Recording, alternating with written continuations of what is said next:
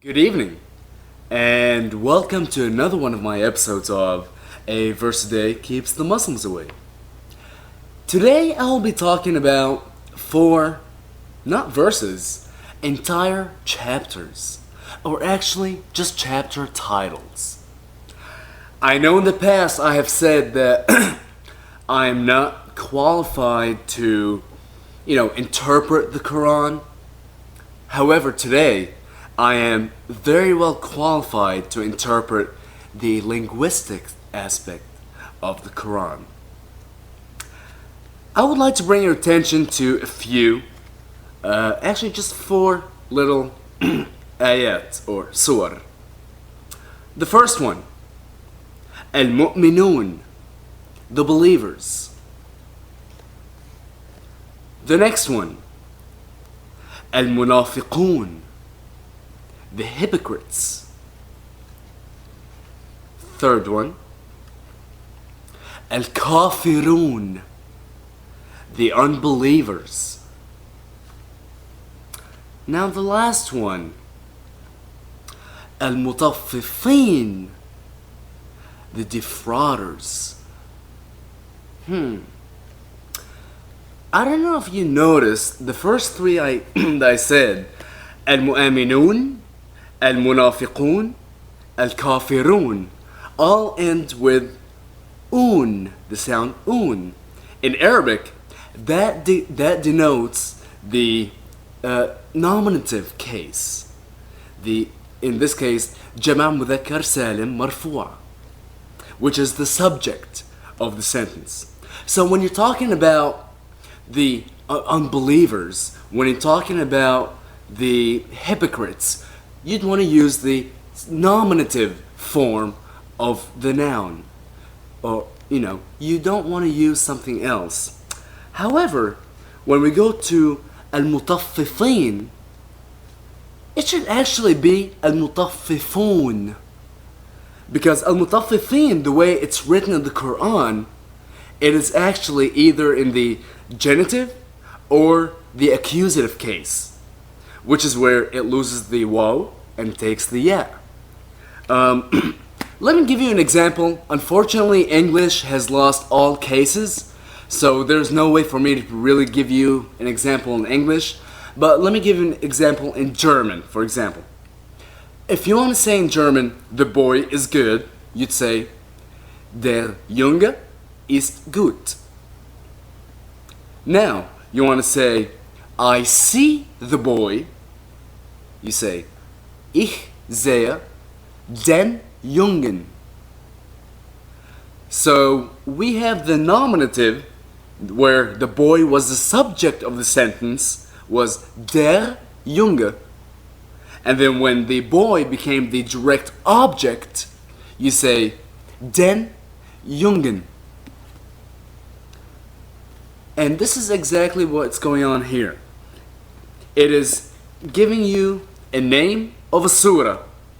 It's trying to describe something about the mutaffifin, the defrauders, yet it's using the accusative case, it's using it as a direct object when it's just a nominative, when it's just the subject of the entire surah. How can Allah make this mistake? Does Allah not know Jama' Mudhakkar Salim? The sound masculine plural? I'm just wondering. He seemed to have gotten it right in the three other places where the sound masculine plural was used, but he missed out on that one. Sorry, guys.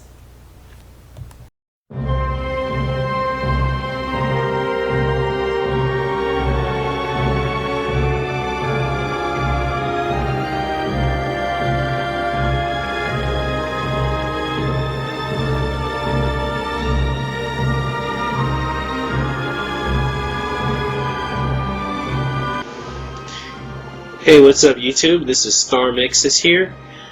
Before I get into my latest video, what that's going to be about, I did need to correct an error that I made in one of my previous videos. In the video God Favors Atheist, I said that the reason Osama bin Laden attacked America on 9/11 was because he felt that our culture was polluting Islam. Well, one of my subscribers pointed out to me that that's in fact not the case, that he did issue a statement saying that the reason that he attacked the United States was actually because of our support for Israel. And that if it were for the pollution, for what he saw as the pollution to Islam, he would have attacked Sweden. So I'd like to thank that person very much for pointing out my error. And while I do thorough research of all my points in my videos, I did miss that fact, even though it has absolutely no bearing on any of the points in my video.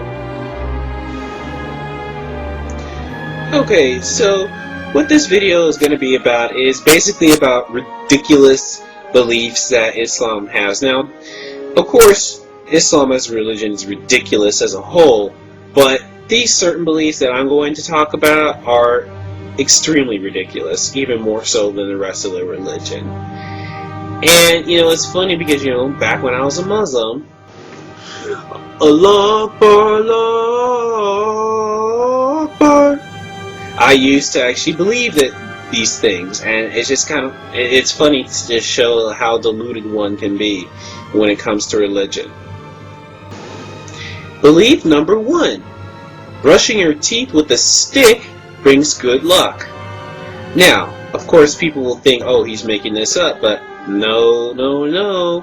If we look at the Hadith, Volume 3, Book 31, number 154, from Bukhari, which means authentic, Aisha said, and the Prophet said that siwak, which means brushing your teeth with a stick, is purification for the mouth, and it is a way of seeking Allah's pleasures. Ada said, there is no harm in swallowing the resultant saliva. Now, just so you know what a siwak is, here's mine. I never used it, but it's a stick, and you chew it and basically use it to clean your teeth with. As you can see, it says here in the label, Plilu Miswak, nature's gift for total oral care. Now, the common Muslim defense against this will be, well, you're worshipping Allah by protecting His creation, which is your body, and keeping your mouth clean. However, most scholars agree that even though we have better methods of cleaning our mouths, for example, toothpaste, they still agree that Allah is most pleased with this crude middle-aged method of cleaning one's teeth. Ridiculous belief number 2. Genies snatch things when you sleep. Again, Volume 4, Book 54, number 533, Bukhari Hadith. So it means it's totally authenticated. You can't weasel their way out of that with that excuse. Says, narrated Jabir bin Abdullah, the Prophet said, cover your utensils and tie your water skins and close your doors and keep your children close to you at night, as the jinn spread out at such time to snatch things away. When you go to bed, put out your lights, for the mischief doer may drag away the wick of the candle and burn the dwellers of the house. Ada said the devils instead of the jinns. Ridiculous fact number 3. Allah made the stars as missiles to throw at devils. The Quran clearly states in Surah 67 verse 5, and we have from of old adorned the lowest heaven with lamps, stars, and we have made such lamps, stars, as missiles to drive away the evil ones, and have prepared them the penalty of the blazing fire. Ridiculous fact number 4. Meteors are simply angels attacking genies. Book 26, number 5538 in the Muslim collection clearly states that the dwellers of the heavens seek information from them until this information reaches the heaven of the world.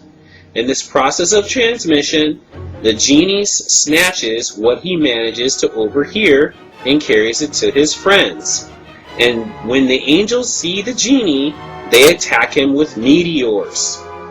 If they narrate only which they manage to snatch, that is correct, but they alloy it with lies and make additions to it.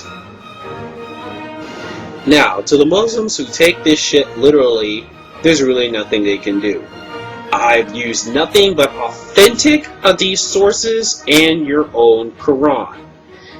Now, the moderate Muslim defense will be, oh, well, jinns are just metaphors. You can't take that stuff literally. That's just God's way of explaining to man how the universe works.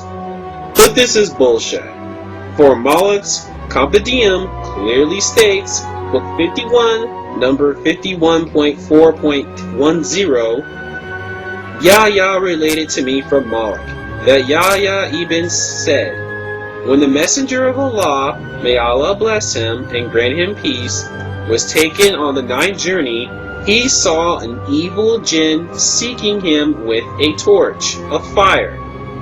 Whenever the Messenger of Allah, may Allah bless him and grant him peace, turned, he saw him. Jabril, the angel, said to him, shall I teach you some words to say? When you say them, his torch will be put out, and will fail from him.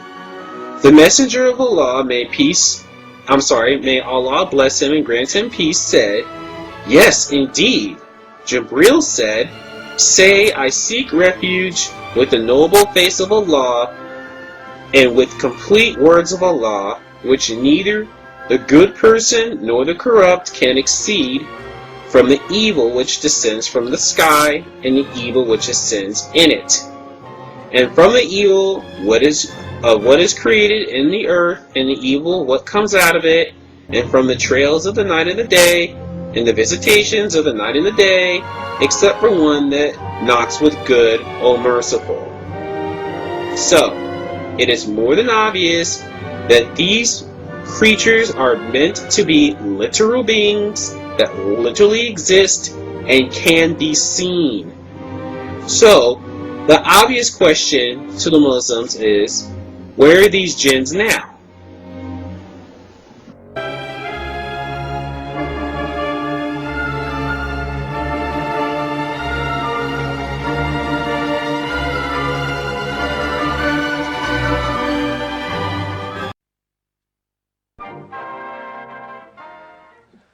Från en smörsångare till en annan. Den som jag nu åsyftar är Emil Ford. Han heter en sångare som underhöll oss på